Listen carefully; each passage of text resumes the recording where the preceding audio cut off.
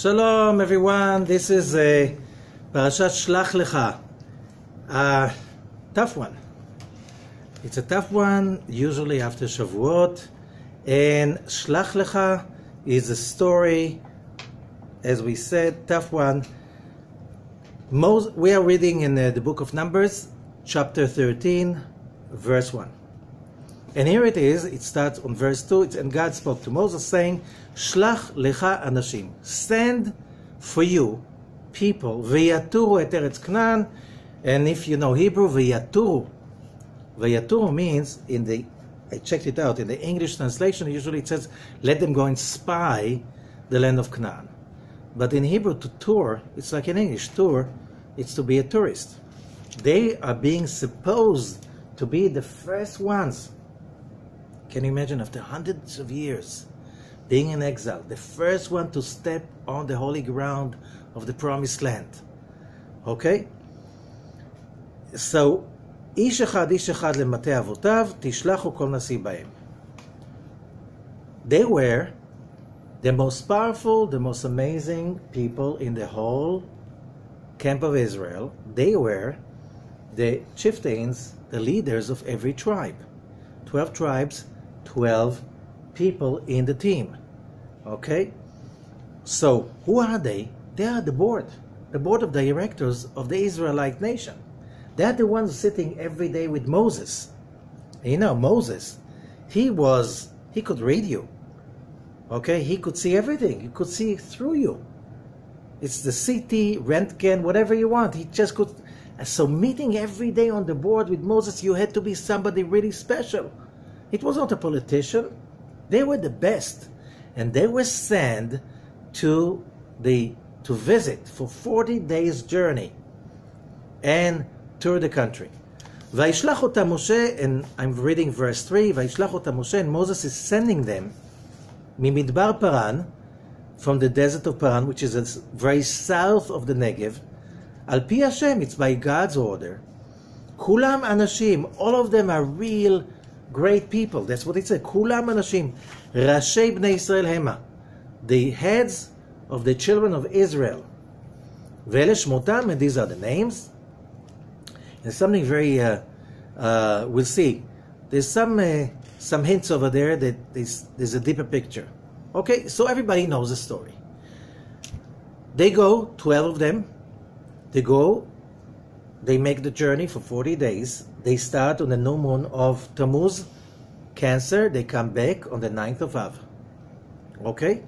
And as they go through the land, something happens to them. They start to turn around. 40 days, it's a long time. Mm-hmm. And they suddenly start to see what's wrong with the country where they came out. That was not the issue. Nobody asked them.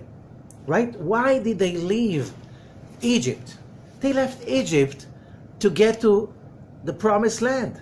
Correct? Suddenly they come up with the idea, 10 of them, that they can't go into the land.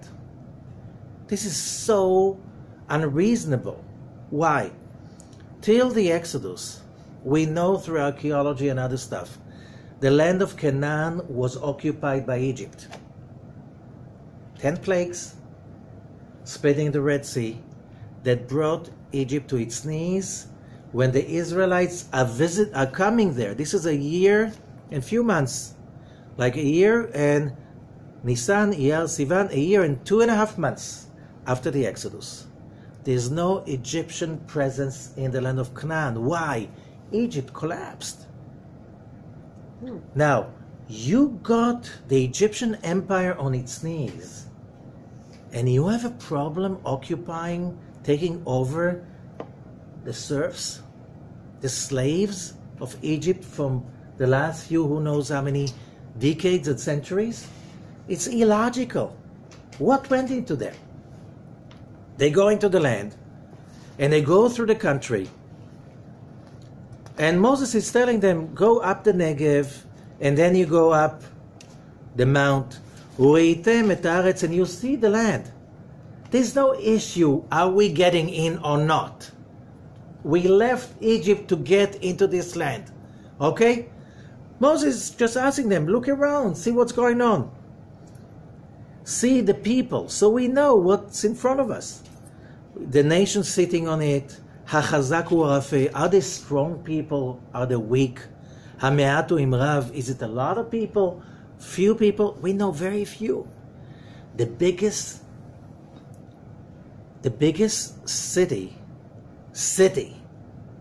in the land of Canaan, we know today from archaeology, was something the size of an acre. Do you know what I mean? A city the size of an acre? It's not a city. It's not a city. They didn't have cities. It's like that was a backwards country, not third world. It's not even populated.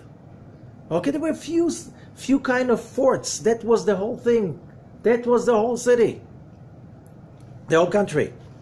Okay, so check it out. Are they fortified?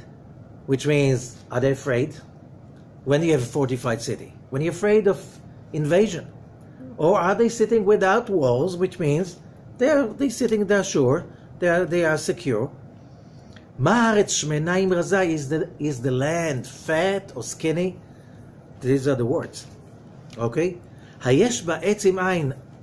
Is there a tree over there, or ayin, or none? You don't ask this way. First of all, you ask if there are trees, right? Not a tree. A tree, already learning. When we use the word a tree, this is the tree of life, right? And what is ayin? Ayin, we're talking about, is that the consciousness of the Keter or the consciousness of Zeir Anpin? This is the question. We'll see, the Zohar is talking about it. Basically, Moses is checking the people. Are they ready to get in? That's what the Zohar says. And you bring the fruits of the land. And now it's the land, it's the beginning of the summer. So they brought this enormous, huge fruits. Nothing was normal. You know, Israel is never a normal country. Nothing here is normal. Okay? It says that they ascended, they went up, and they toured the country. That's a word, tour. That's a Hebrew word. They went all the way up to what is north of Lebanon of today, the Promised Land. And here comes the story. Verse 22, chapter 13. They ascended up the Negev. The Negev means the southern desert of Israel. They ascended, and then it says in the same sentence, and they ascended up the Negev, Vayavo at Hebron, and he came to Hebron. And the question is, why do you start in plural and then you continue in single? Okay, then it says, Vesham in Hebron, Achiman, Sheshai, Vetalmai, Yelidei Anak. Achiman, Sheshai, and Talmai, the giants.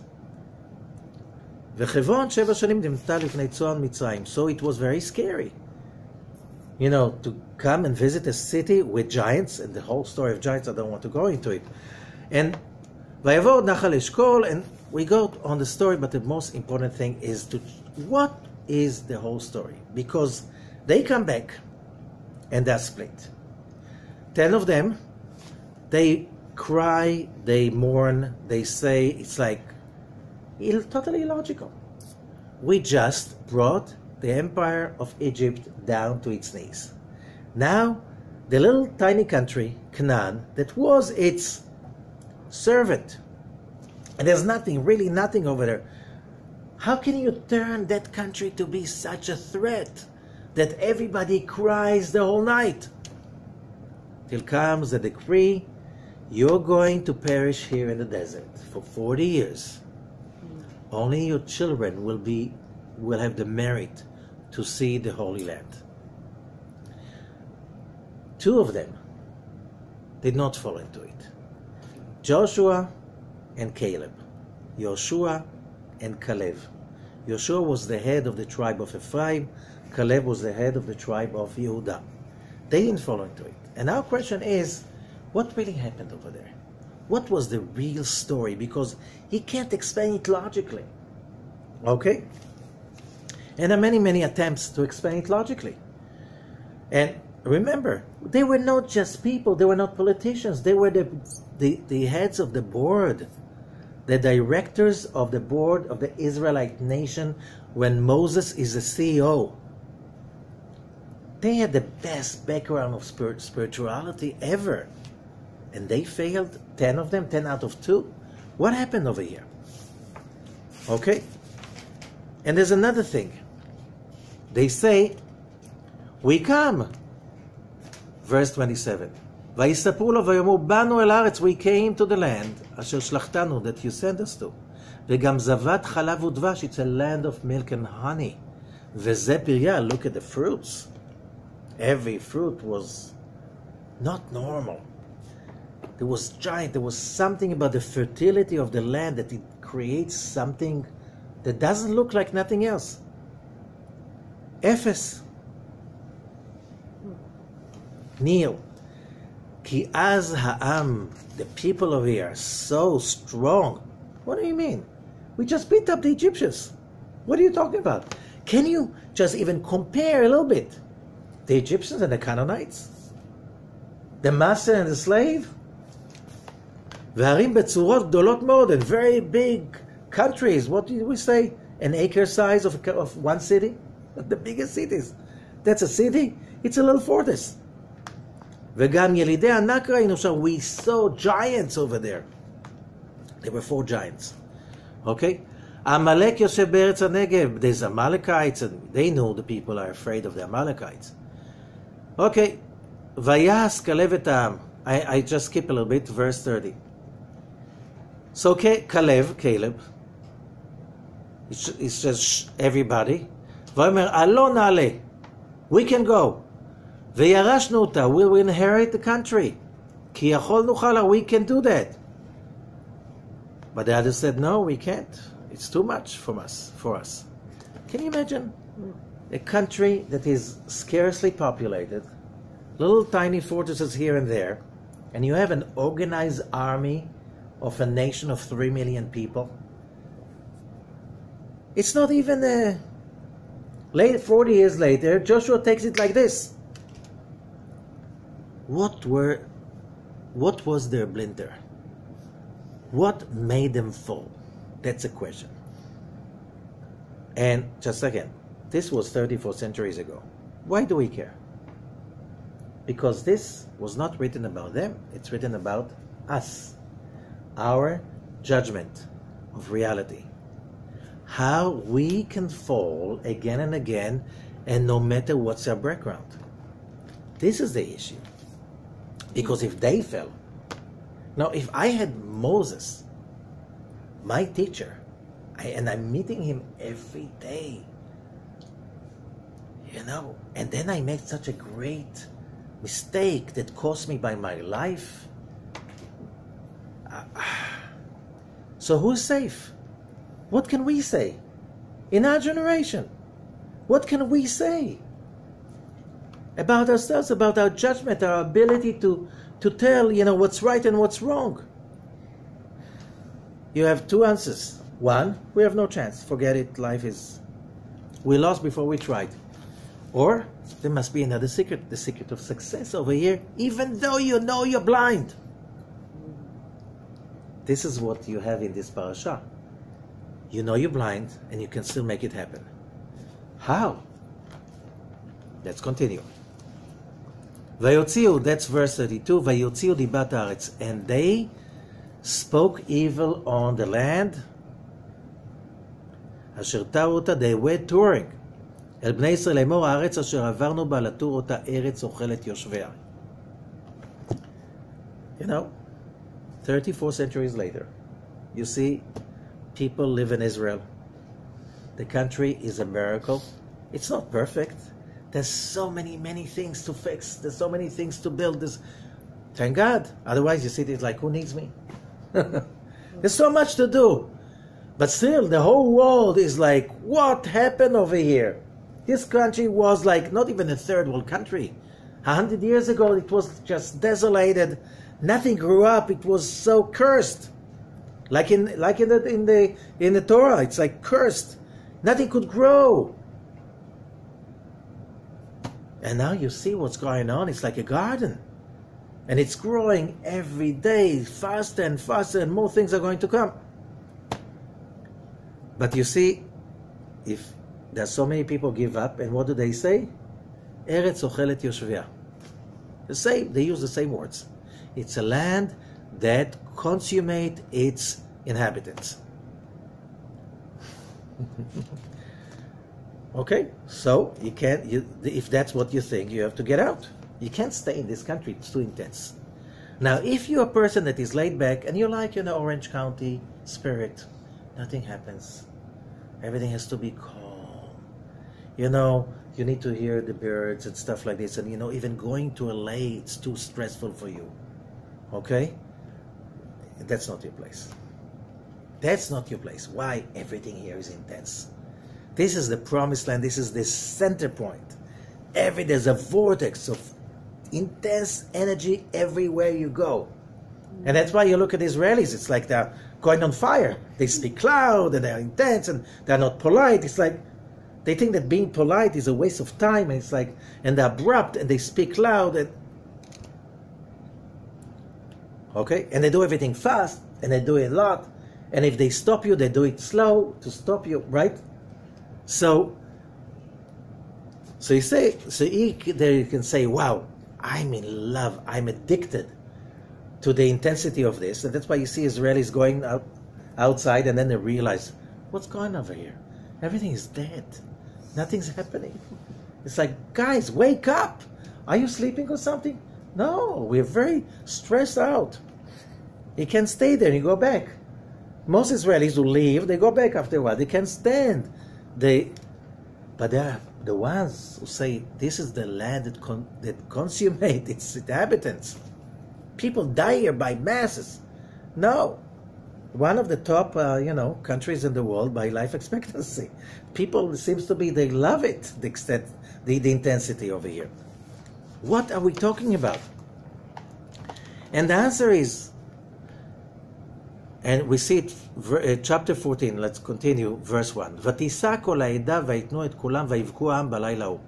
And the whole congregation raised their voice, and they wept and they cried the whole night. וילונו על משה ועל אהרון, and they complained to Moses and Aaron. The whole children of Israel, ויאמרו עליהם כל העדה, לו מתנו בארץ מצרים או במדבר הזה לו מתני. We wish we were dead in Egypt or in the desert, because those Canaanites will kill us just like this. ולמה השם הביא אותנו לארץ הזאת לנפול בחרב?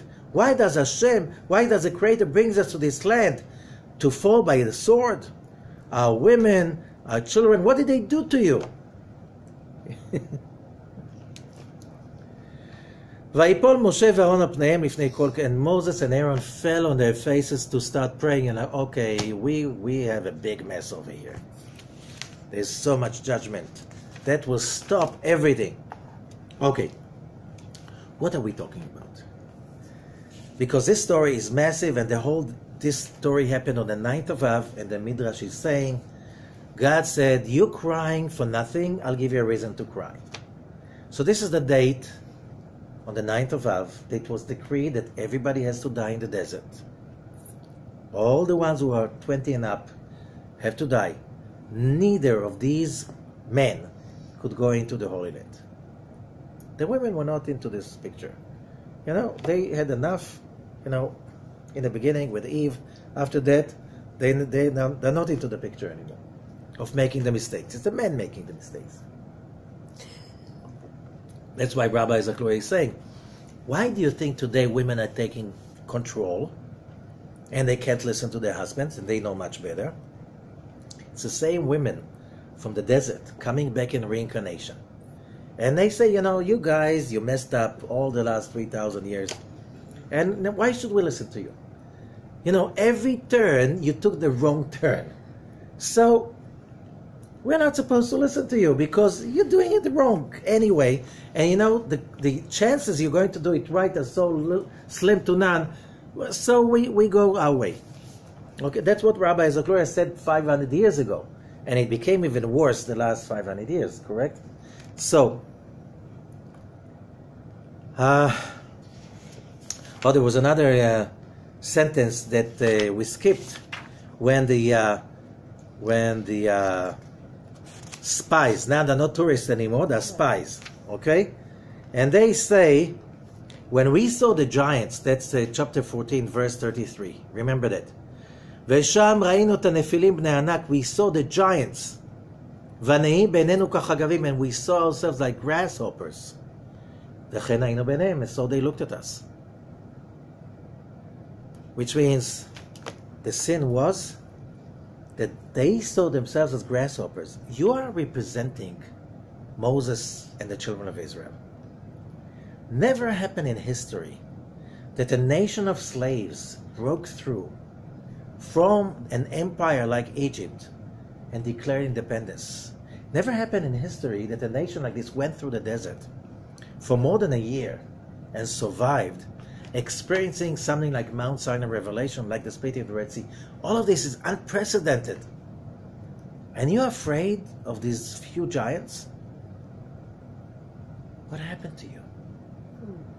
What made them fall? And they said, because we saw ourselves as grasshoppers. That's how they looked at you, at us. You can stand in front of a person like 2 times your size. But if you look at them straight in the eyes, like this, he's so tall. But you have all the guts in the world and you know you're going to make it. They're not going to be so sure they're going to make it.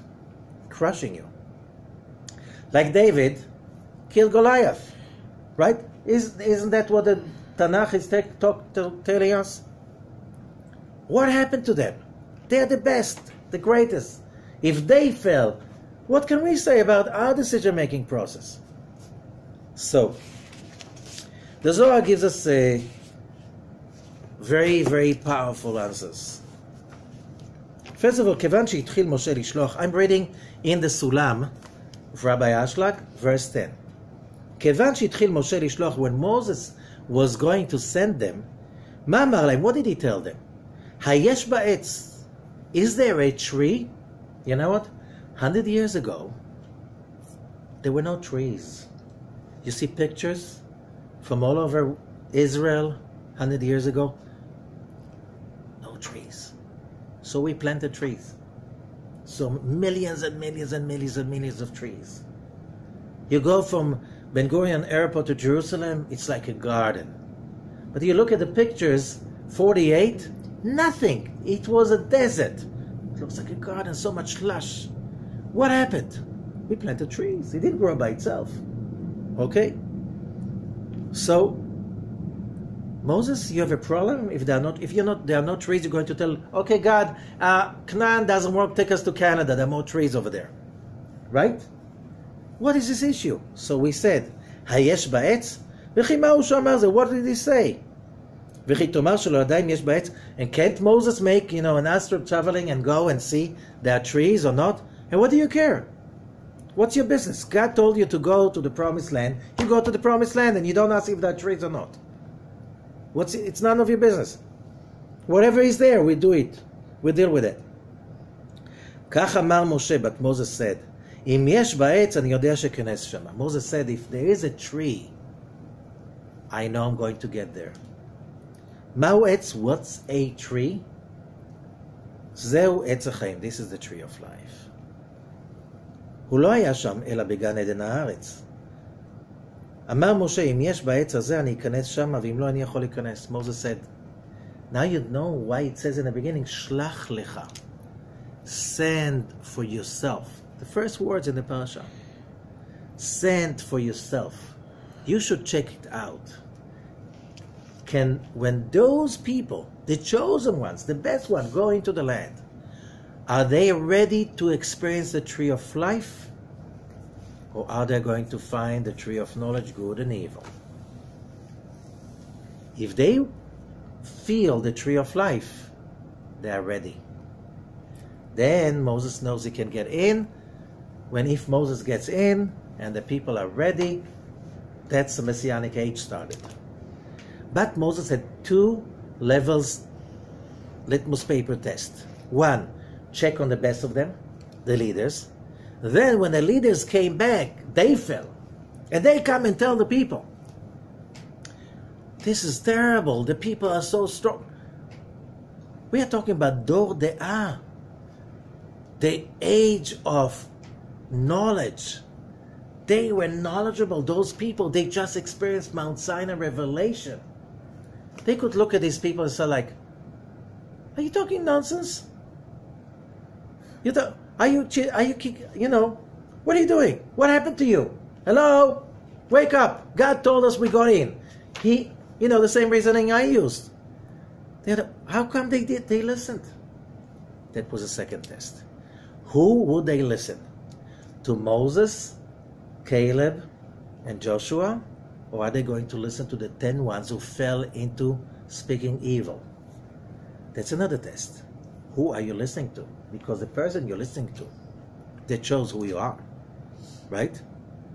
And especially today, we know there's so many kinds of talk.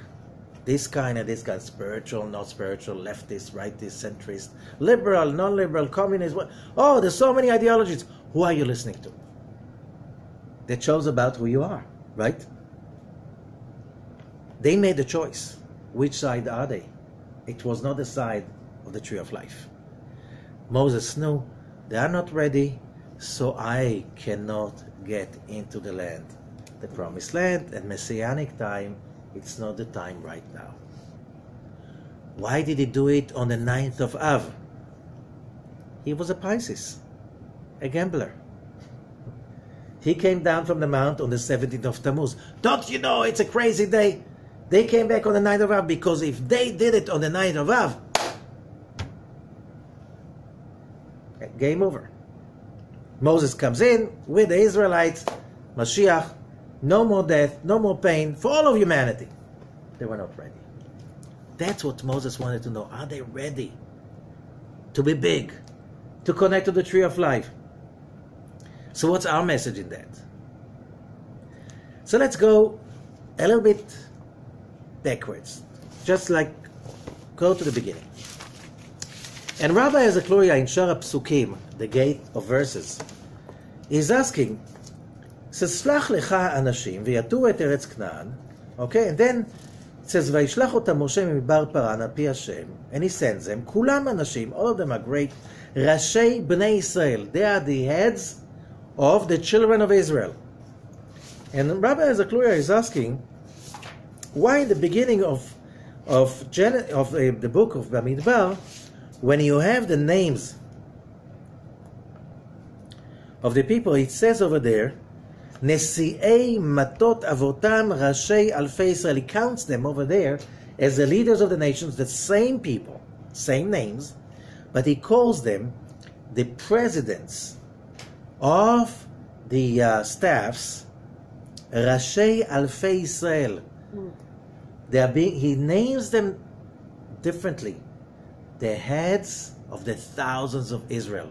In Hebrew, it's a game. Aluf is also the general. Mm-hmm. They're like the heads, general heads of the. And here he speaks Bnei Israel Hema.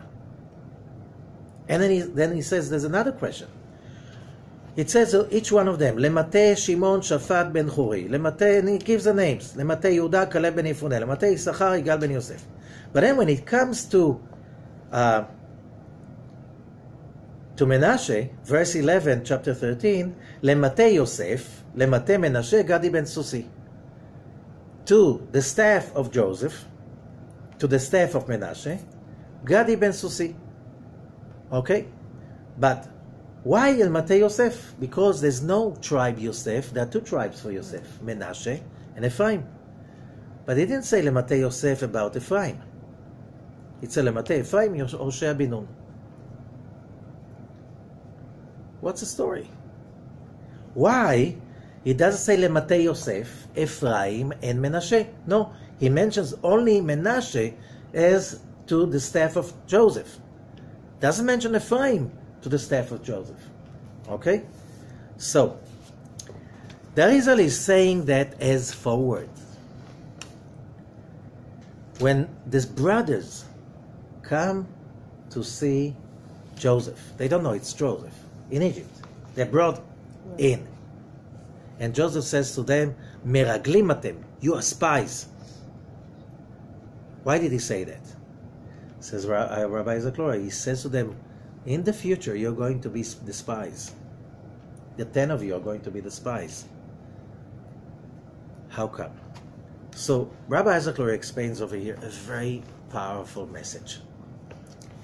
When those 12 wanted to were sent to that very powerful mission, they're going to face the challenge of becoming a real nation. Think about it, they're not a nation yet. They were taken out of Egypt. They were slaves in Egypt. Now in the desert, are they really free? Are they really responsible for their food? Are they really responsible for their water? No, it's all given to them. Are they really responsible for anything? No. They're being provided. Okay? And the power of Moses, Aaron, and Miriam is so great. They're okay. Everything is organized.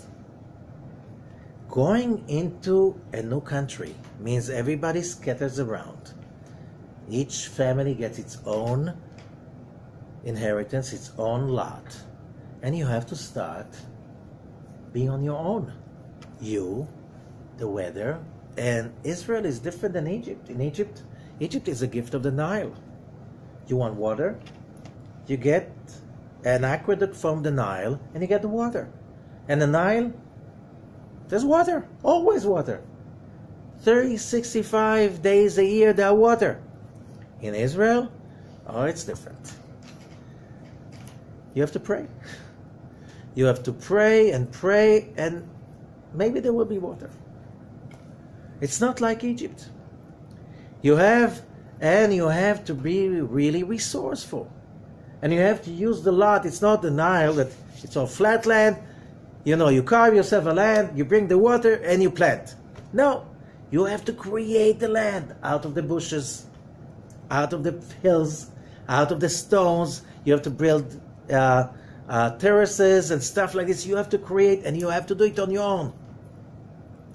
You know what? Do you think the leaders of the tribes didn't know that? When they saw the land, they realized, and they had the Holy Spirit, and they realized, are these people ready right now, our people, to be each on their own? You know what happens? You know, I know a lot of people that they speak ideology, loving others and equality and this and this, and the moment they go to work, poof, it's gone. Why? Money, money, money. I have to pay the bills. And away with ideology, whatever you do, whatever it takes to bring the dollar to your home. Right? How many people do that? Oh, and they go to lectures and they go this and they believe in all kinds of beautiful ideologies till it comes to put the bread on the table in front of your family. Today it's not the bread, so now it's to pay the 3 times going to Switzerland and to go to, I don't know, maybe to Aspen, Colorado, and maybe you want to take a cruise. Oh, there's some other stuff, you know, I'm laid back. It's like today it's like even more fancy than what I just said. Okay?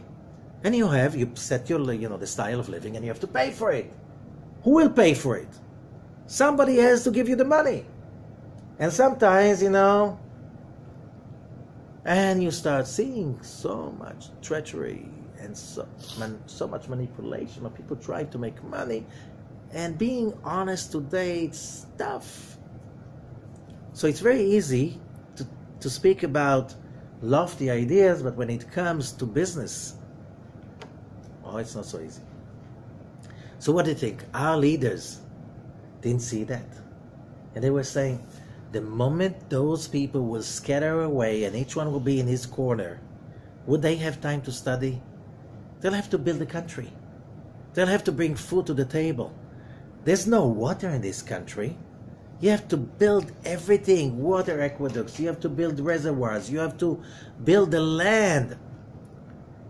The land at that time was covered 90-something% forest.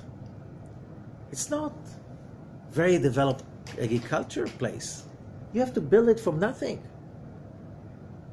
They didn't think they're ready. That was their mistake.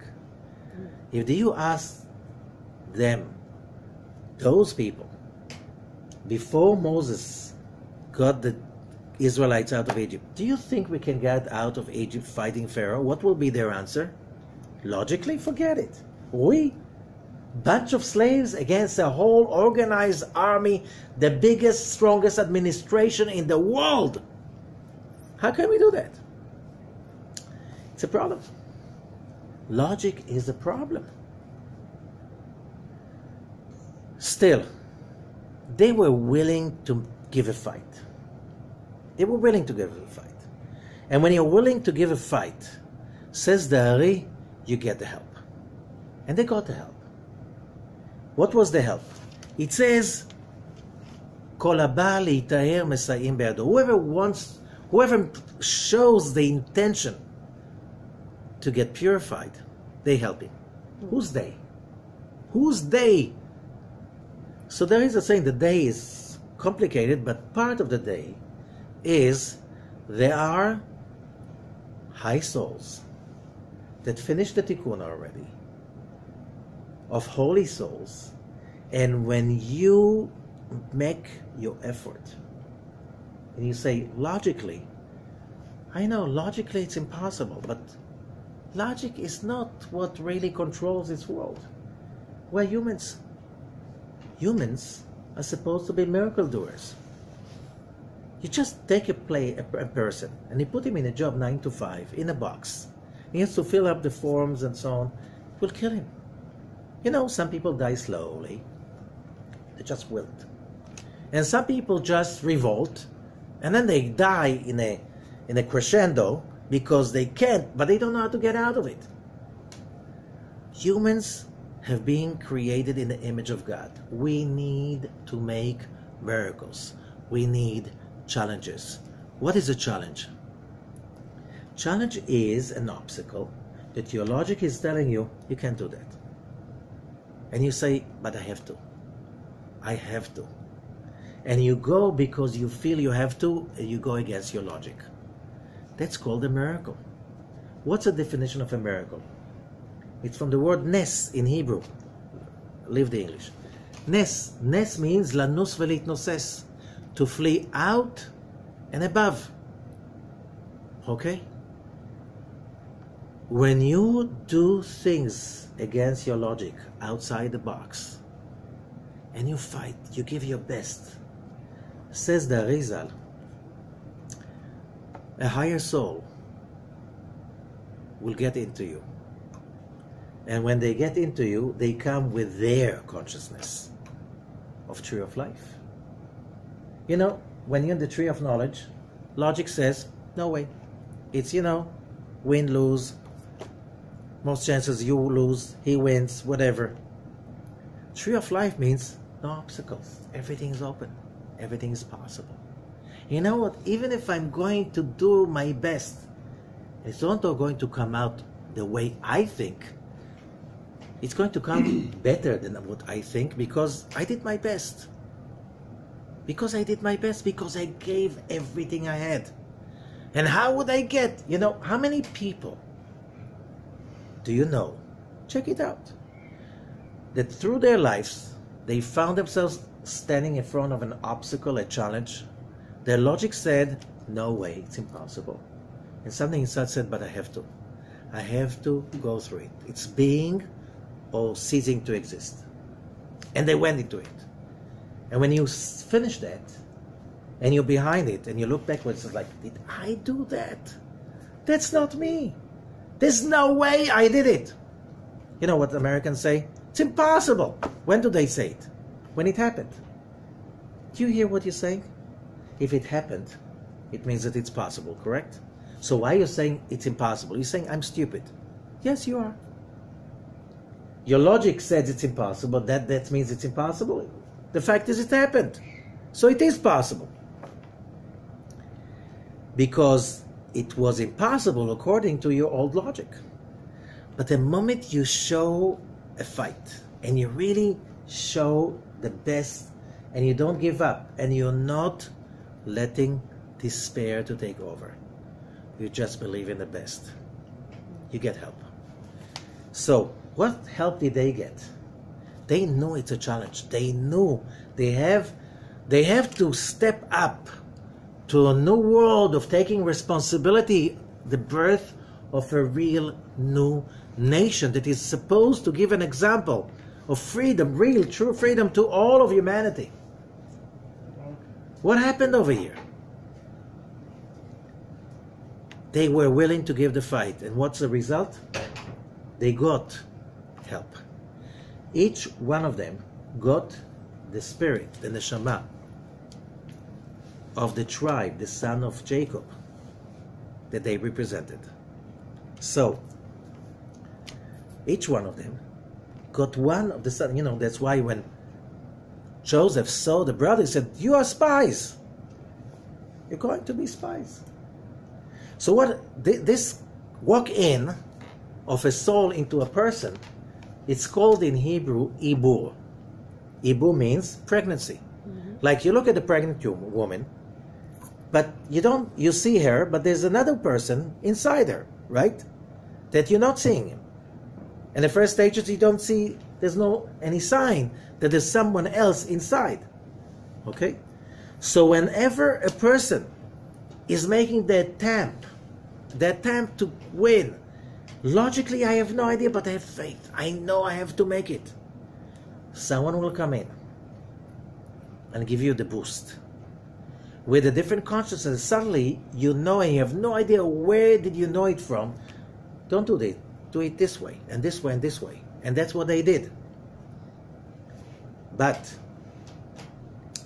then happened something else.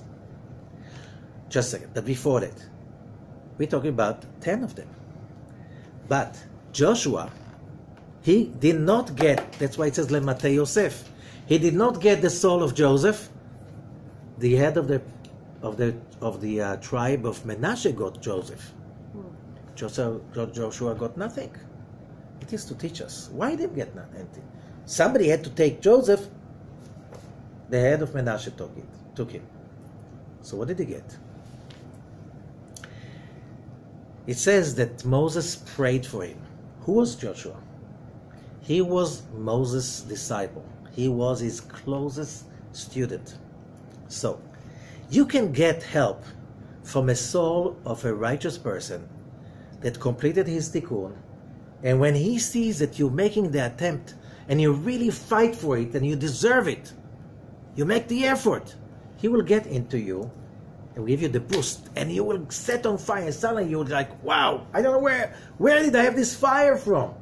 And how did I know how to do it? It's from that higher soul that came into me and brought me up.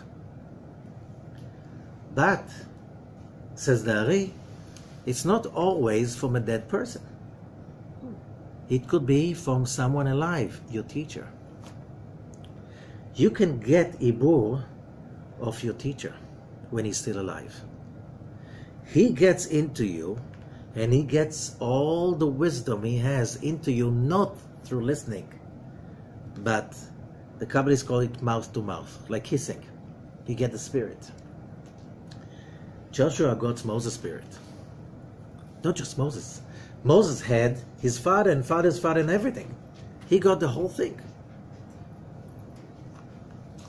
So, to teach us, if you have a teacher and you serve him and you love him and he loves you and you really work to learn his ways and to support him in the direction of his goals, you can get an ibur of him while he's still alive. That's why Rav Ashlag said, what is a Kabbalist? The word Kabbalist comes from the word lekabel.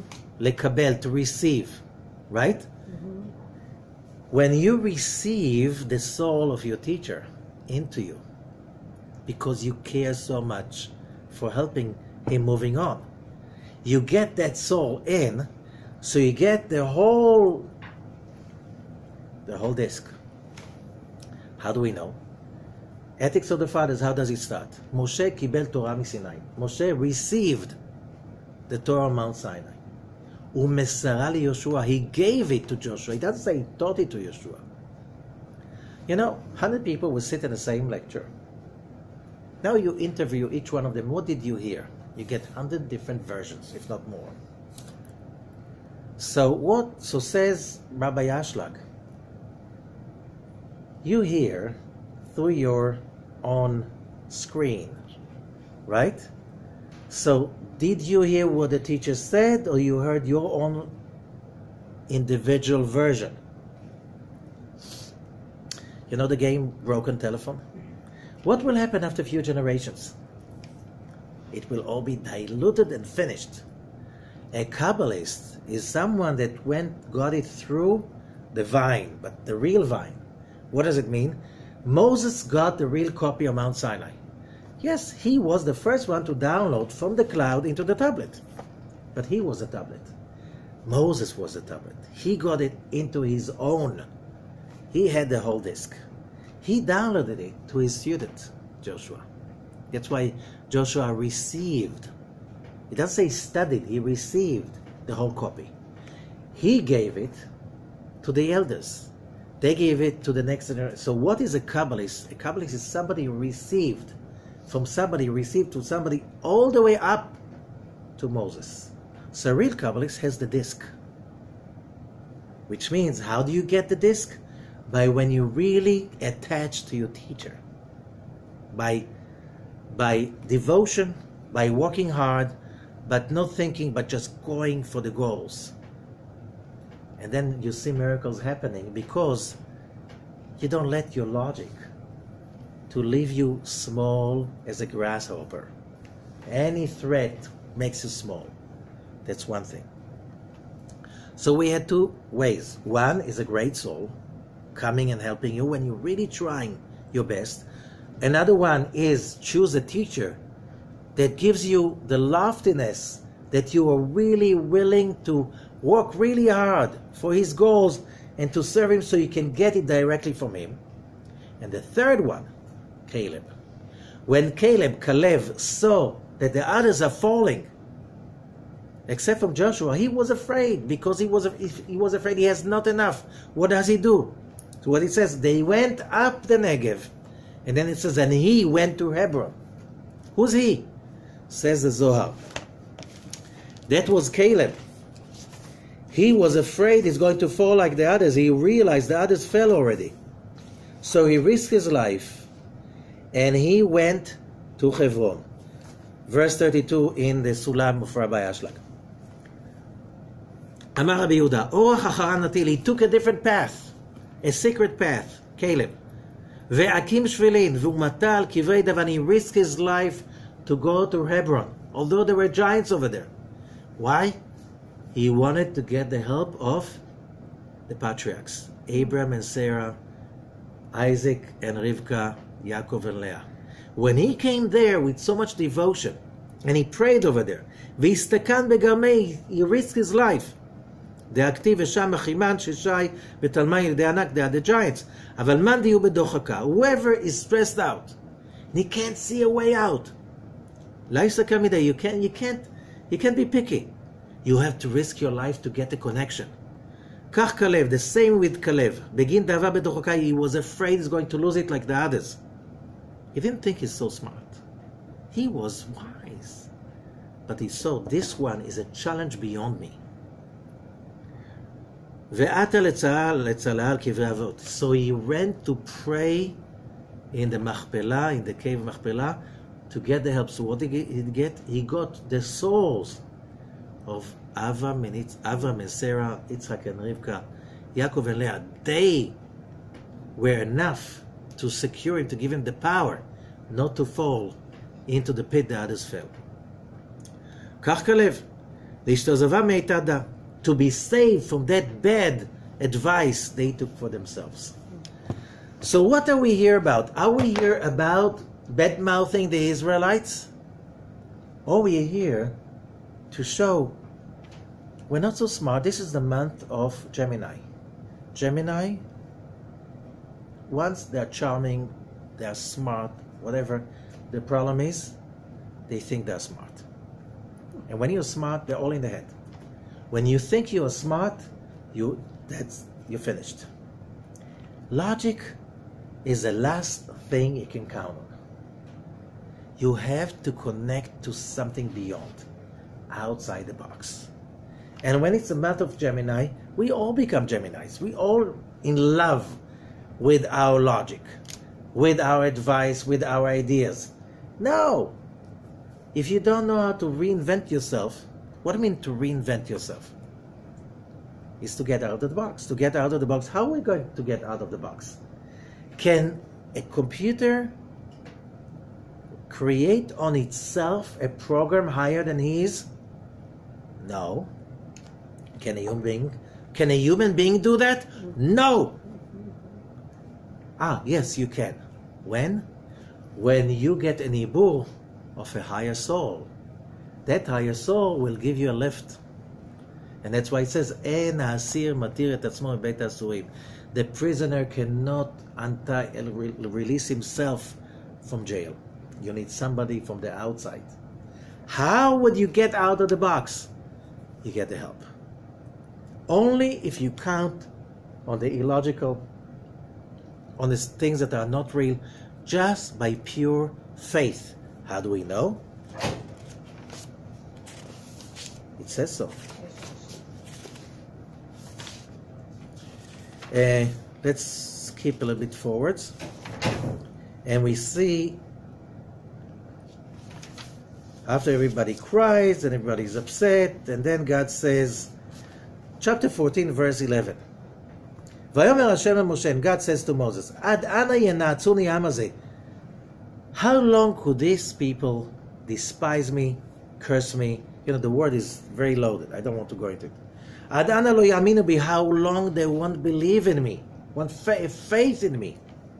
Bechol ha'otot asher asiti bekirbo, with all the miracles I gave into them. All of those miracles. 10 plagues, not enough. Spitting in the Red Sea, not enough. Pillar of fire, not enough. Pillar of smoke, not enough. Manna from the heavens, water from the stone, Mount Sinai revelation, and that's not enough. They still say, oh, let's go back to Egypt.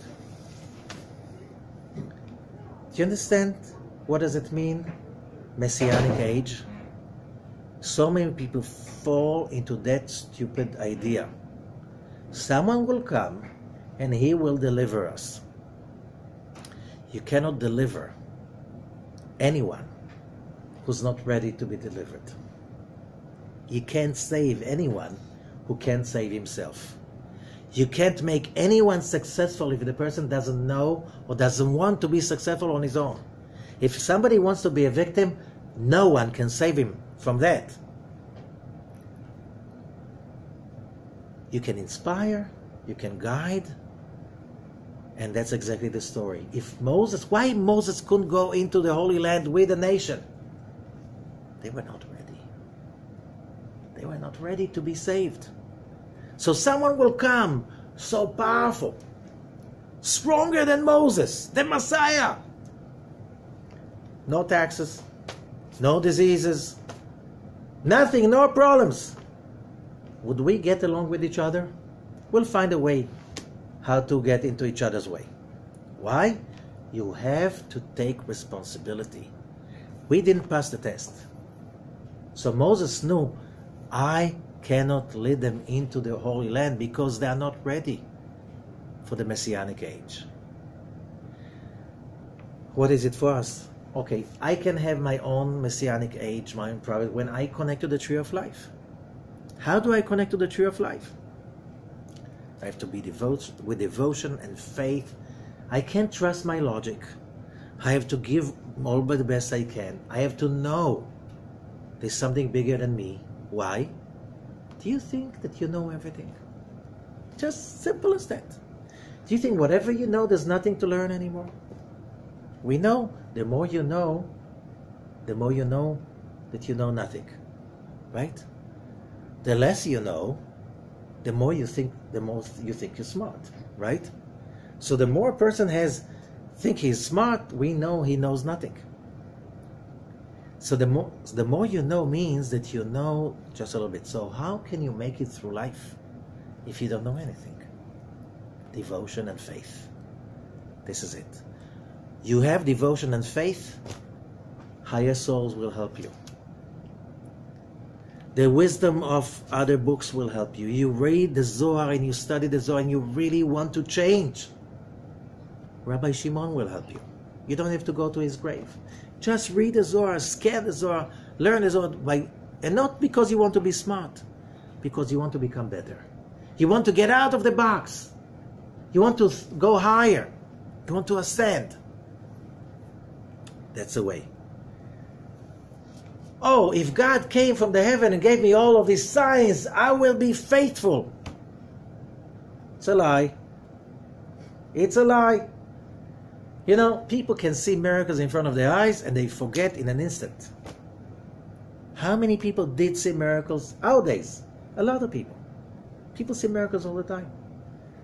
But we're going to denial. Why? We don't want to commit to be, to commit, being free, having faith, no doubt, no complaining, can't be a victim, everything is for the good. Whatever happened is good.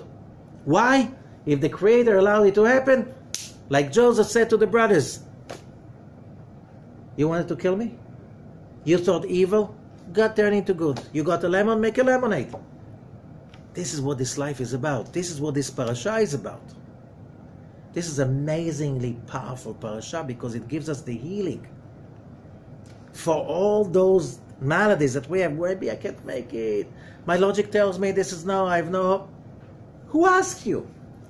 Who asked you? The guy who invented the antibiotics. Did anybody ask him? No, he made a mistake. There was an accident. Something killed all his germs, bacteria that he grew up in his petri dishes. And just a second before he threw it to the garbage, saying like, another accident. It's like, why I'm so unlucky? He said like, just a second. What killed it? If I learn who killed that and how he killed it, I can learn how to kill all the diseases. And that's how he found. But how many other scientists threw the petri dishes with antibiotics into the garbage and missed the opportunity because they thought they're smart? Who gave that guy the idea, hey, stop for a second. It's not a lemon. This is a golden lemonade. Right? How many mistakes became great revelations? Why it was a mistake? Your logic thought it's a mistake. But somebody said to you, hey, watch it again. Maybe it's not a mistake. Who gave me that idea? Somebody got in and he bore another soul. Hey, you came to this world just for that. Wake up. Don't throw it. Wake up, screaming, wake. Okay. Oh, who gave you the ability to see it in a way nobody else looked at it before? Why it's called an invention? Because somebody invented it in from outside your box. That's what being human is about. You're not here to be logical. Oh, logic is good. You have to, but when you go for challenges, you know your logic. If you're going to think the way you thought till now, you're going to get the same results. We're not doing the effort for the same results. And there's always a bigger logic than that. So then, when God says to Moses, let's kill all of them and finish it all and we'll make from you a new nation. As Moses, okay, here we go again. It will be the same souls, the same story. Okay, God, and what the world would say. It's like that God is not powerful enough. He got them out of Egypt and he can't get rid. Forget it. So God said that, so maybe no. Is that the story? No. Moses is saying, chapter 14, verse 19. Slachna la'avon ha'am hazeh, kegodel chasdecha. Forgive the sin of this nation with the might, with the greatness of your chesed. I know you're God. I know you're trying to, fool me around. You love them more than you love them. You're not upset about them. You're crazy about them.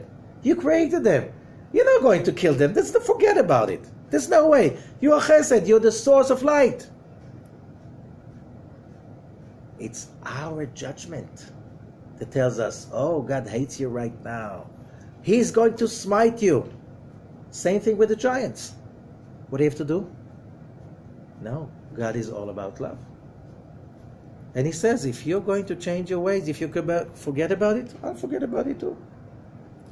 וכאשר נסעת לעם הזה ממצרים עד הנה, says God, God, you love them. What are you talking about? You're not going to. It's my logic playing with me. God is not going to do that. And what's God's answer? Verse 20. ויאמר השם סלחתי כדבריך. And God said, so I forgave because you said so. God, just because Moses said so, don't you understand that it's all about us? It's the way we see things, that's the way they become. The light is the light. The light can never change. You want to be upset about everything, to see it's a mistake, it's a disaster. It's going to be a mistake, it's going to be a disaster. You want to say it's all God, it's all good. It's going to be all God, it's going to be all good. Whatever you say. Whatever you say. ועולמך יניב וימלא כבוד השם את כל הארץ, כי כל האנשים, okay, those people that are so negative, they can't go into the Holy Land. It's too late for them. What was their punishment? They stayed with Moses in the desert. You understand what I mean? To be with Moses in the desert, you eat the manna every day. The tabernacle is working, you see Aaron working the temple. It's like, wow. You learn from Moses. What kind of a punishment is that? Huh? That's being in heaven. Okay, everybody died, they say, when they reached the age of 60. But till they were 60, nobody was sick. You didn't lose a child because of sickness, because he was bitten by a snake. They were in a heavenly-like stage for 40 years. Why? It was a correctional facility. You're battered, you're a slave all your life for generations. It's very hard to believe in the good. What will do that? You need to be hugged. You need to get back that feel of chesed, of love. So when they got finally with Joshua, 40 years later, into the land, they were strong enough to build a nation. Because they finally were there, as the Zohar says. Why Moses couldn't go into the Holy Land? And the Zohar says, the sun has to set so the moon and the stars can shine. They were ready to shine, and Moses was in the way. They go into the promised land without Moses.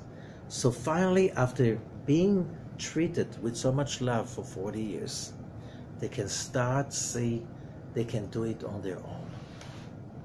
Fight for making a living, creating a holy nation, creating a family, without, the nannies around taking care of you. They were ready. And they built a nation, little by little. They needed judges and some prophets, and finally they brought in a kingdom with King Saul and then with King David, and they brought in a Bible, 24 books. And the message came out to the whole world, and the whole world is still learning that message. It was worthwhile investing in these people, because all over the world people were abused. Sometimes you find a stray dog, and they call it post-trauma. They're so much afraid, there's a little noise, they jump, they bite. They went through so much pain. The same thing with people. When you see people behaving this way, they can't believe in chesed. So this parasha is to get us to believe that you can fight and you get all the help. Just do it. Just show you can do it. What happened to the 10 that were, what about, they had Iburim. It says, Vayavo, when you have an Ibur, but you still go astray, and you still go into negativity, what does it say?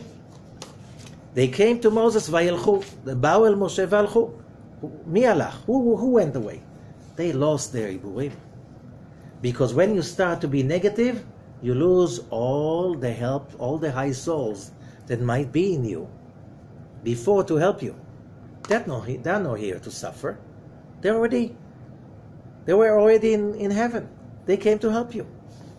So you can lose all of it if you allow anger, hatred. When anger and hatred are what you should have, something is wrong. I'm losing everything. At least shut up. Go take a meditation, stay down, scan the Zohar, read the Zohar, do something good for someone else. Maybe you're going to get to your senses, but don't speak up. Don't let your logic fool you, because it's the wrong logic from the wrong side.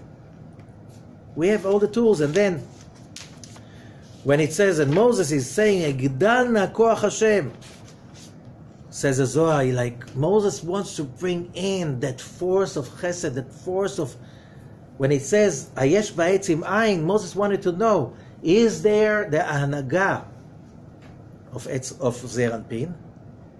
Is there the power right now in the land of Israel and among us of cause and effect? Or is it the light of the Keter, the upper Atik? Everything is for the good. When somebody is enlightened, whatever happens, that's for the good. He can fit it in. Maybe not with your logic, but with your heart. And you know what happens when you're like this? Everything falls in to that way. Moses wanted to check, are we ready? We were not. But here in this parasha, we have the seeds that we can plant in ourselves so we can become ready. Thank you.